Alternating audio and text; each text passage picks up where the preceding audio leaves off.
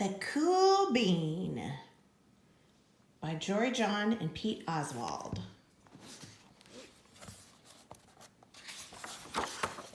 The Cool Bean. Watch out! Here come the cool beans. The cool beans. Oh yeah, check out how they move.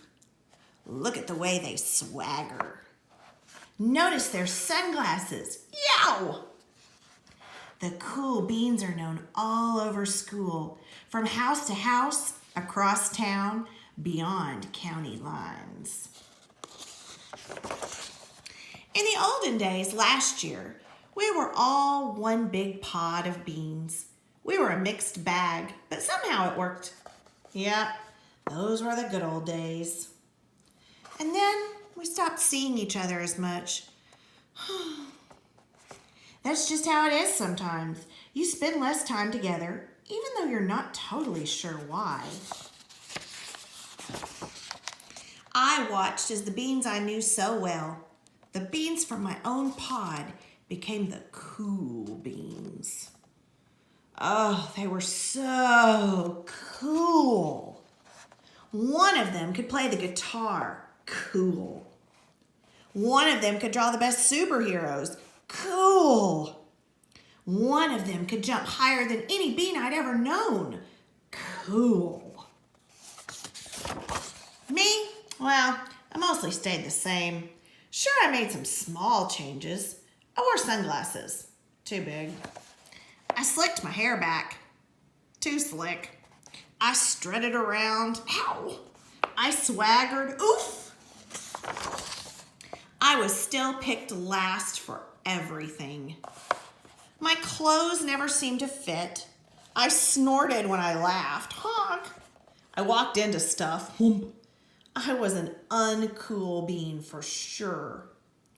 I started thinking of myself as just a common bean with no special skills. I couldn't compete, so why even try? I'd never be a cool bean.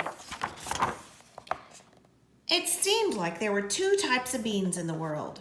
There were the cool beans and the beans like me. The days blended together. I lived my life and things were just okay.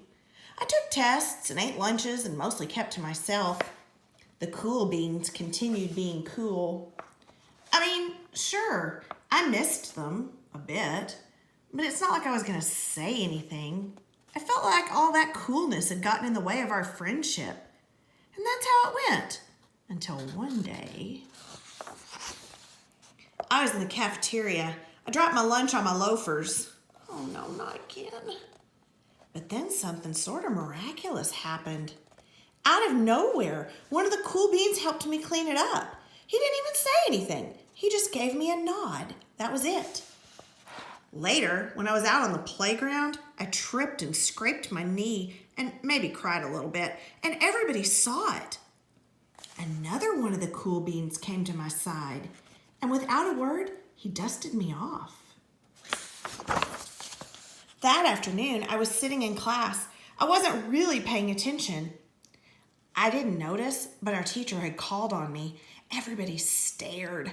I sat there in silence. Nobody said anything. And then everybody just laughed at me. That was it. After today, I was officially a has-been.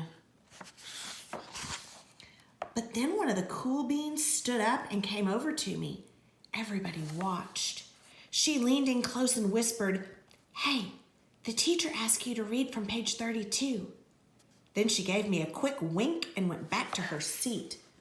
It was a small gesture, sure, but it was also everything.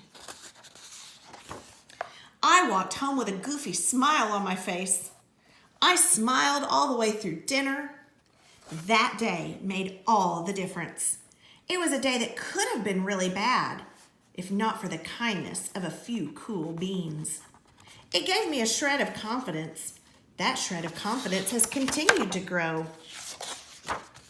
Somebody had my back. Or a few somebodies. After that, I started hanging out with the cool beans again. Have you been? Get it? Have you been? Not all the time, but sometimes. At lunch, after school, even on the weekends. Throughout all of this, I realized that it's not about how you look or any of that other silly stuff. It's about a wink or a nod or a smile at just the right moment. It's about dusting somebody off, helping them up again, and pointing them in the right direction. You need a hand? Yes, please. Now that's cool.